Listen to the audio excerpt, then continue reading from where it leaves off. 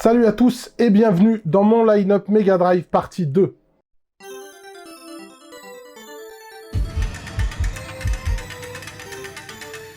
Hadouken!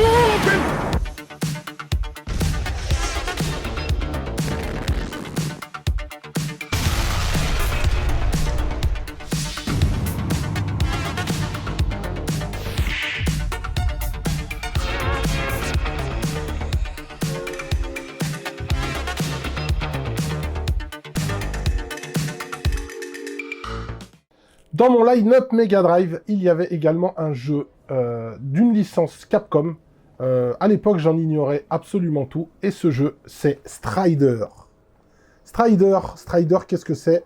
C'est un jeu d'action, donc développé par Capcom, du moins à la base, c'est un jeu Capcom. Il a été développé en interne par Sega.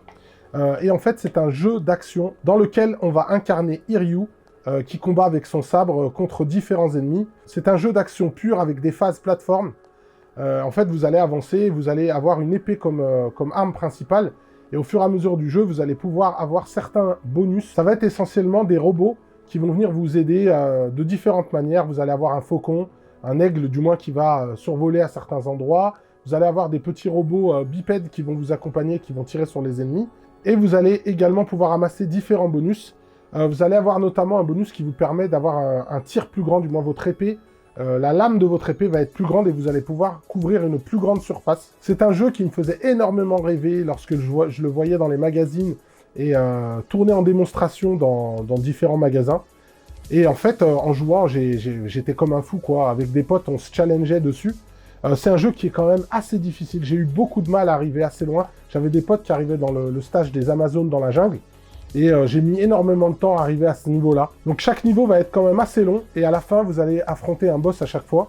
Vous allez même avoir des espèces de mid-boss, notamment dans le niveau de la glace, dans le deuxième niveau. Vous allez avoir un singe mécanique, un gorille mécanique que vous devrez affronter. C'est pas vraiment un boss. C'est plutôt comme un mid-boss. En fait, le jeu ne va rien vous épargner. Donc à la base, c'était un jeu d'arcade de Capcom. Et donc le jeu ne va rien vous épargner. Il est vraiment extrêmement difficile, surtout pour un enfant. J'ai eu vraiment beaucoup de mal à le terminer à l'époque.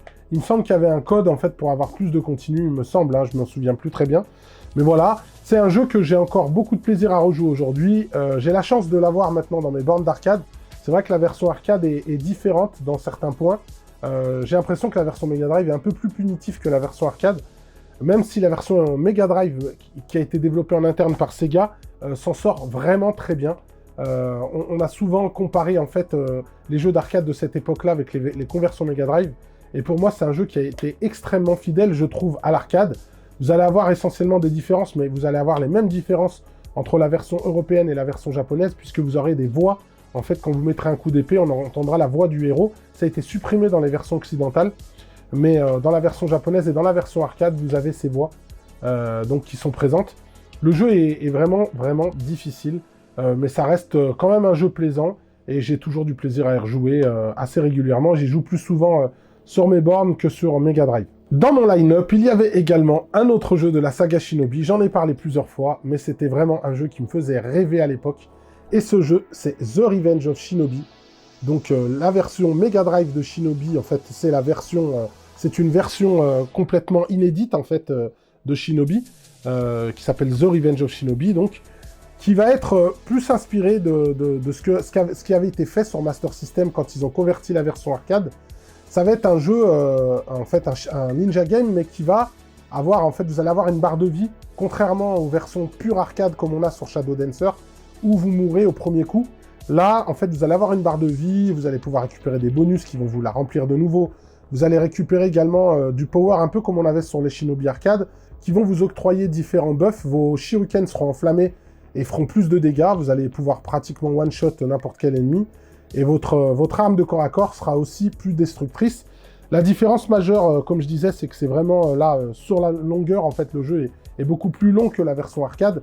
Ce qui le différencie essentiellement, celui-là, c'est qu'en plus, c'est la team derrière les Streets of Rage, etc. Et c'est la team de Yuzo Koshiro, qui a, pour la première fois, en fait, quand vous lancez le jeu, c'est écrit « Copyright by Yuzo Koshiro », c'est-à-dire que c'est lui qui avait composé les musiques, et c'est la première fois où on mettait en avant un compositeur dans un jeu vidéo, et sur l'écran de titre. Mais bon, quelle musique, quelle musique. Ça fait partie peut-être des meilleures musiques sur le support, ça c'est sûr. Peut-être les meilleures musiques sur 16 bits et même au-delà. C'est vraiment des musiques qui sont incroyables. Mais au-delà de ça, ça reste un jeu extraordinaire. J'en ai parlé plusieurs fois dans mes reviews sur la saga Shinobi. Voilà, en fait, vous avez la possibilité de choisir plusieurs magies. Il y aura des magies d'attaque, des magies qui vont vous servir à évoluer plus facilement, et des magies de défense également. Donc c'était un concept inédit pour le coup, même si le jeu porte la licence Shinobi, c'est totalement un nouveau jeu, puisque c'est complètement différent des versions arcade. Voilà, c'est un jeu que j'aime tout particulièrement. C'est un jeu que j'ai fini plusieurs fois. J'ai toujours énormément de plaisir à y rejouer. Aujourd'hui, il est vu comme un jeu difficile. Moi, à l'époque, c'est vrai que je le voyais pas comme ça. C'était pas un jeu que je trouvais particulièrement difficile par rapport à tout ce qui existait sur le support. C'était pas un jeu d'arcade typique, en fait. Il y aura cette précision, cette immédiateté qu'on retrouve dans les jeux d'arcade. Mais par contre, ça va être sublimé, ça va être vu plus sur la longueur. C'est une vraie aventure qu'on vit dans ce jeu-là.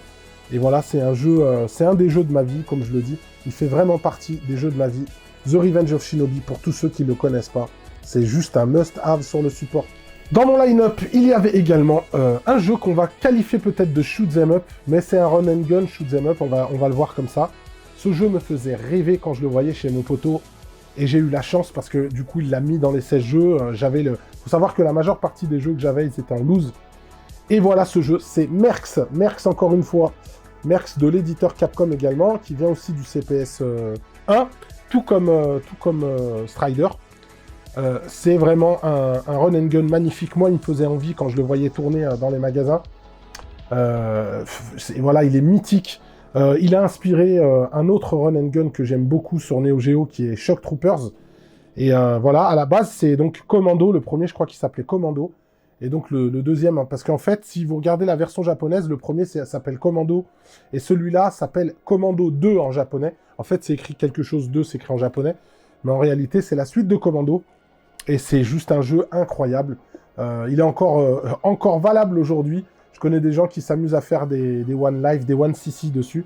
C'est pas un jeu qui est facile aussi, donc vous allez évoluer avec votre soldat, ça va être en top-down en fait, un run and gun en top-down.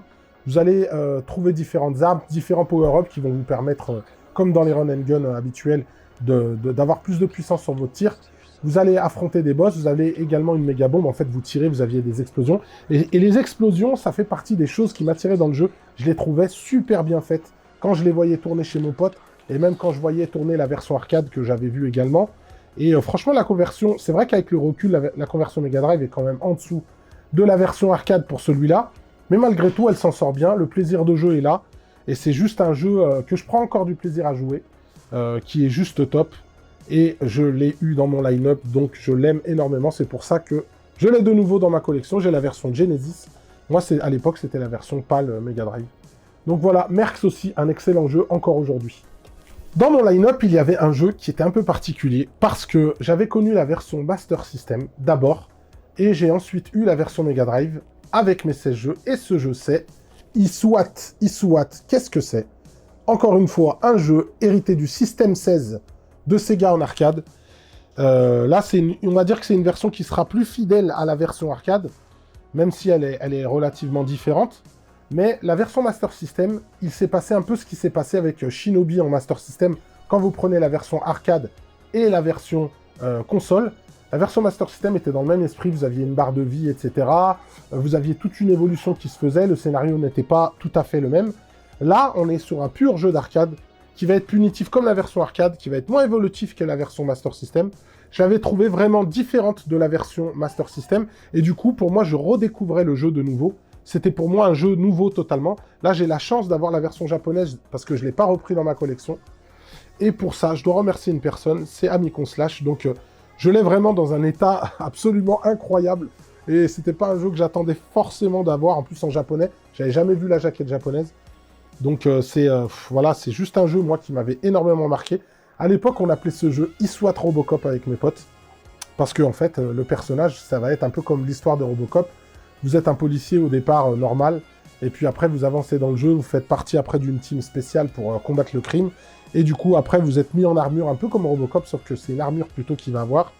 Et vous allez avoir des tirs absolument extraordinaires une fois que vous passez en robot. Vous avez un tir notamment qui se concentre. Quand j'étais petit, je disais, punaise, on fait des kamehameha avec le jeu. Et du coup, ça me faisait absolument rêver. Pareil, c'est pas un jeu qui est facile, hérité de l'arcade, forcément, très punitif, mais très immédiat dans son plaisir. Et quand on se fait toucher, en fait, vous avez l'armure qui se détruit au fur et à mesure. C'était juste top. Les boss sont absolument charismatiques dans ce jeu-là. C'est un jeu qui a quand même pas mal vieilli. Aujourd'hui, c'est vrai que j'ai un peu plus de mal à jouer, même sur la version arcade. Hein, ça vient du fait que c'est un gameplay qui a un petit peu vieilli sur le temps. Mais voilà, c'est un jeu de mon cœur, un jeu de mon enfance. Donc j'ai la chance de l'avoir aujourd'hui. Donc eSWAT, pour ceux qui ne connaissent pas, il existe donc la version arcade, la version Mega Drive, la version Master System. Elles sont toutes plus ou moins différentes à différents niveaux. Donc je vous les conseille malgré tout, même si c'est pas un jeu que je kiffe encore à fond aujourd'hui. Dans mon line-up, il y avait un jeu dont j'ai parlé il y a peu, et c'est un jeu hérité d'une licence qui vient d'un film, et ce jeu c'est Dick Tracy. Dick Tracy, donc tiré du film éponyme qui est sorti avec notamment Madonna. Alors le jeu, j'en ai déjà parlé sur la chaîne. C'est un jeu qui va avoir 2 gameplays complètement distincts, 3 si on compte le bonus stage. Donc en fait, vous allez avancer comme un side-scroller, un run and gun normal. Vous allez avancer, les ennemis vont arriver, et vous allez avoir une touche pour tirer sur les ennemis qui sont en profondeur sur le 2e plan, un peu comme Cabal, en fait, un peu comme Cabal, un peu comme Blood Bros et également qu'on connaît également en arcade. On a aussi NAM 1975, un peu qui est dans le même style, c'est-à-dire vous allez pouvoir tirer les ennemis qui vont être sur le second plan. Moi, c'est un jeu que j'avais surkiffé à l'époque, qui payait pas de mine. En plus, cette version-là, c'est la meilleure. Il existe la version Master System, qui est aussi assez cool. La version Mega Drive est largement au-dessus. C'est un jeu que j'ai beaucoup aimé à l'époque. J'aime encore aujourd'hui, hein, je l'ai noté il y a pas longtemps, vu que je l'ai terminé il y a peu. À l'époque, je l'avais pas terminé, donc je l'ai reterminé pour le test. Voilà, c'est pas un jeu non plus qui est très très facile. Bon, il est quand même assez jouable. C'est pas un jeu qui est extrêmement punitif. Quand on le connaît par cœur, ça va. Surtout les boss, certains boss sont ultra vicieux. Mais par contre, voilà, un excellent jeu. Franchement, il tient la route, il fait plaisir. Et malgré tout, je trouve qu'il est méconnu parce que peu de gens en parlent. Donc à tester, Dick Tracy sur Mega Drive. Dans mon line-up, il y avait un autre jeu issu d'une licence Marvel. C'est un jeu qui me faisait rêver parce que je le voyais tourner tout le temps dans les magasins où j'allais. Parce qu'il est sorti vraiment au tout début de vie de la console. Il symbolise vraiment l'époque du début de la Mega Drive.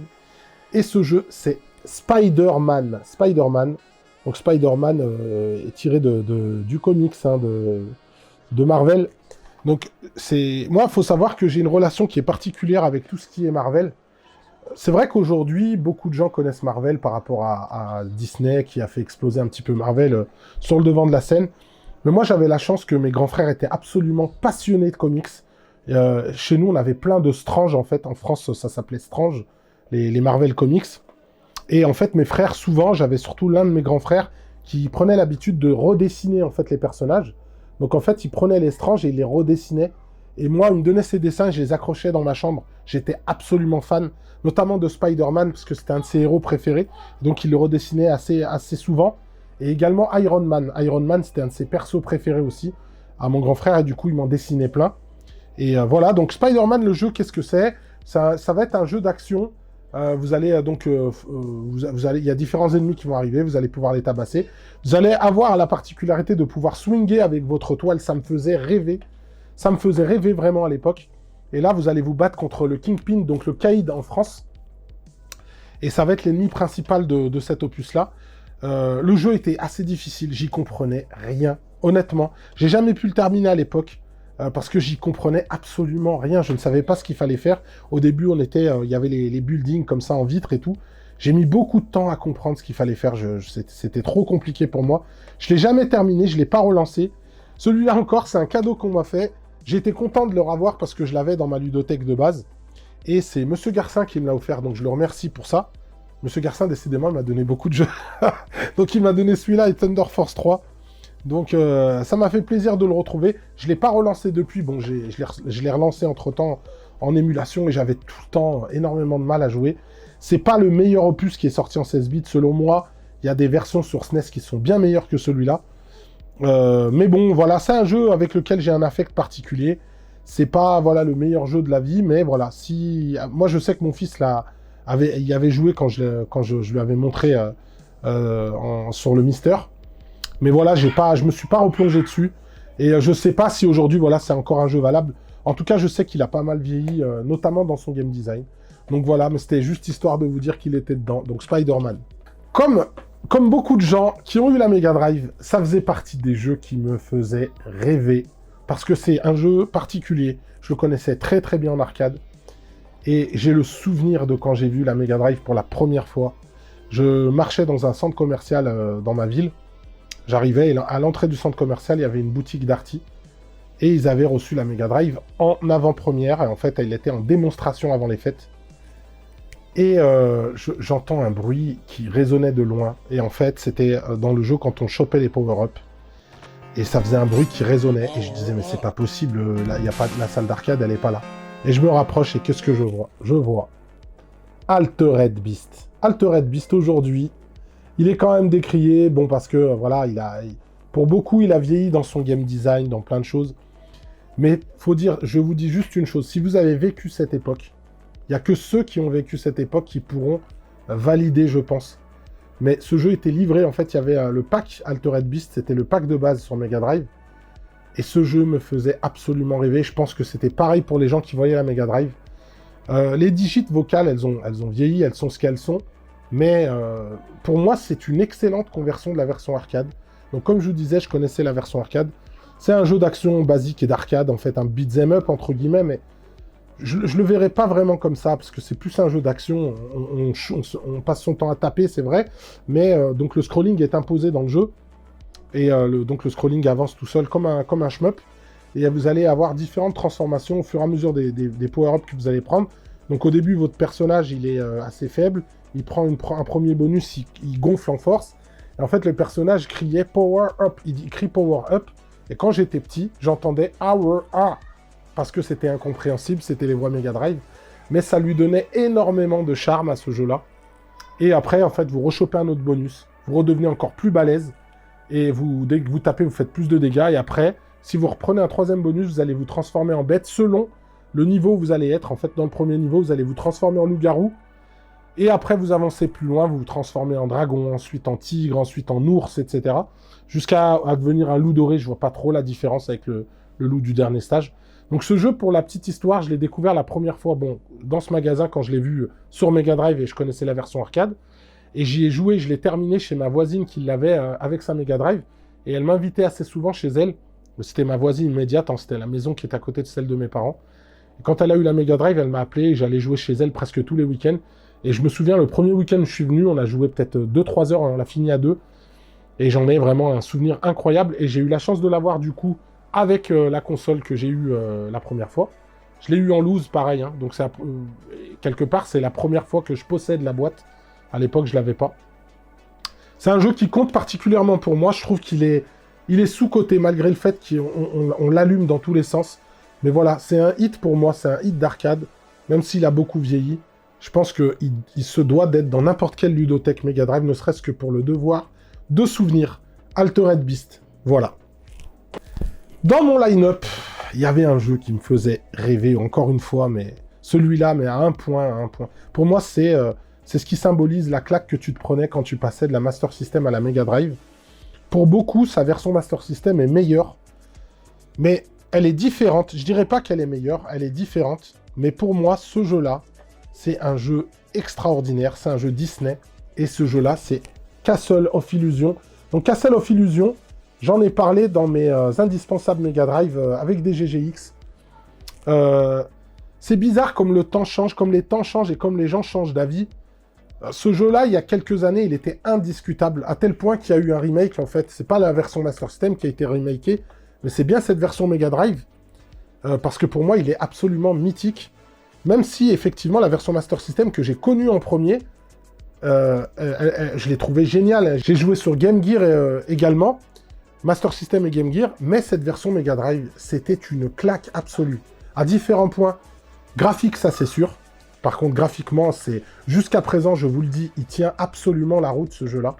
Il a cette patte Disney, un peu comme Quackshot également. Il tient la route, mais c'est surtout les musiques de ce jeu. Elles sont absolument extraordinaires.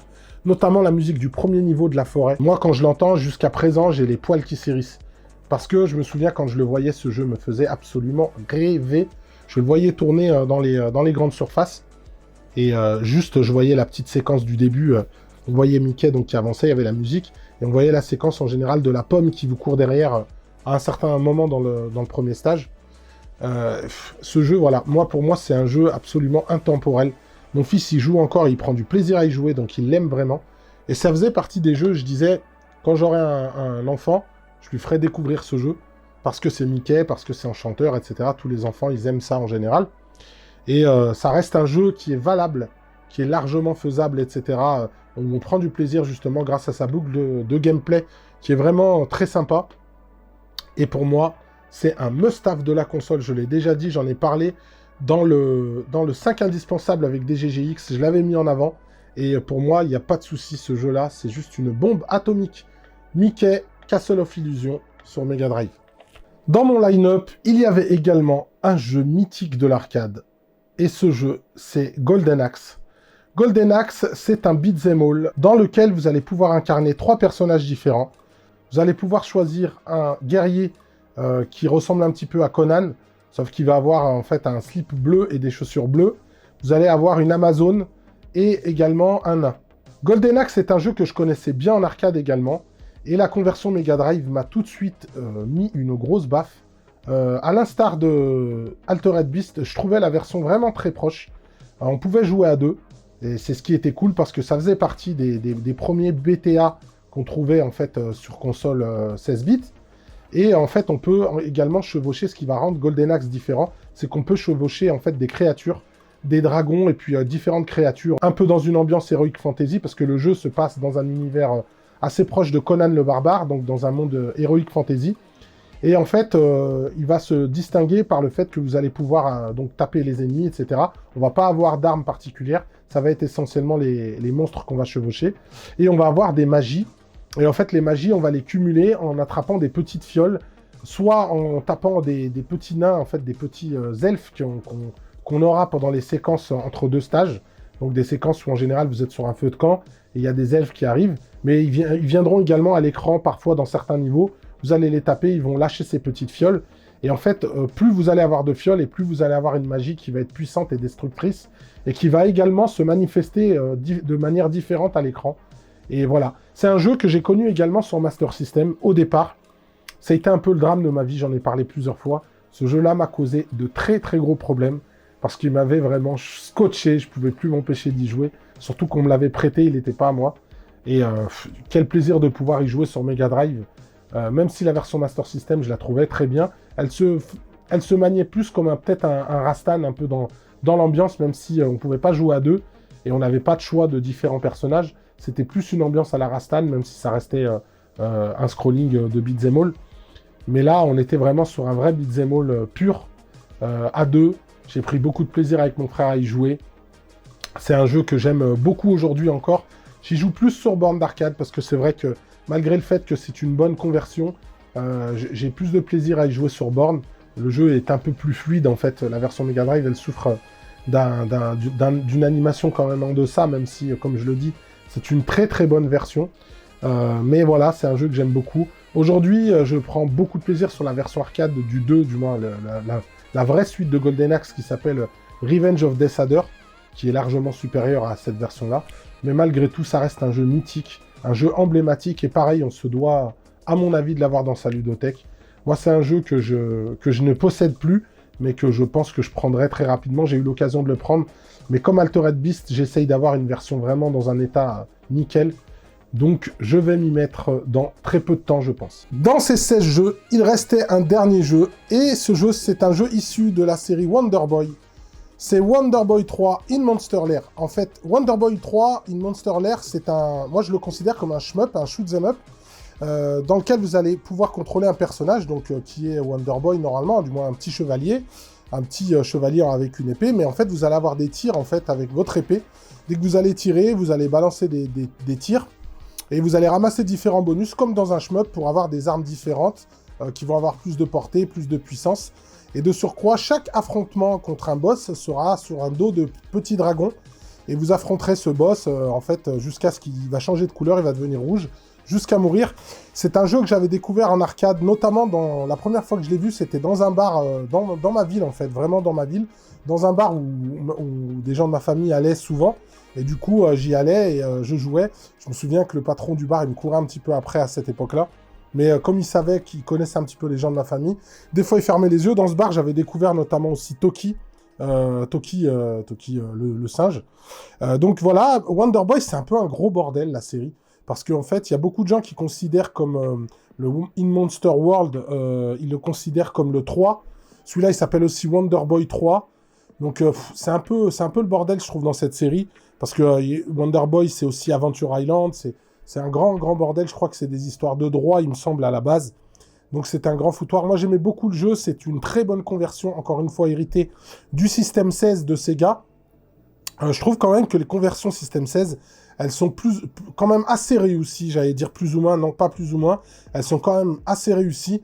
Si on prend Altered Beast, si on prend Eastward, si on prend ce Wonder Boy 3, elles sont quand même assez réussies finalement. Le système, même s'il est quand même assez différent de la Mega Drive, ça reste un système 16 bits et ça donne quelque chose d'assez fidèle finalement sur la Mega Drive. J'aimais beaucoup ce jeu. Déjà en arcade, je l'aimais beaucoup. C'est un jeu qui est très, très fun à jouer. Assez facile, assez court, mais très fun à jouer. Voilà, c'est vraiment comme un shmup, en fait, les stages sont assez courts. La musique était top, les bruitages étaient top. La version Mega Drive, le personnage est quand même plus petit, donc on peut jouer à deux dans ce jeu-là. Donc on a soit une princesse, soit le petit chevalier. Et en fait, les personnages étaient plus petits, puis la palette de couleurs était légèrement différente. C'est essentiellement ce qui la démarquait. Les musiques étaient assez fidèles, les bruitages aussi. J'aime beaucoup les bruitages de jeu, vous verrez pour ceux qui le connaissent. Essayez surtout la version arcade, les bruitages et les musiques sont vraiment top. Donc voilà, c'était un jeu que j'affectionnais beaucoup. Je ne l'ai pas re-eu dans ma collection. Je l'ai dans ma borne, là, il tourne juste derrière. Donc du coup, je ne sais pas si je le reprendrai en Mega Drive, mais j'ai quand même un affect pour ce jeu-là. Donc voilà, Wonder Boy 3 in Monster Lair sur Mega Drive. Voilà, j'espère que ce premier épisode en 2 parties de mon line-up vous aura plu. Et en attendant, je vous dis à bientôt. Salut!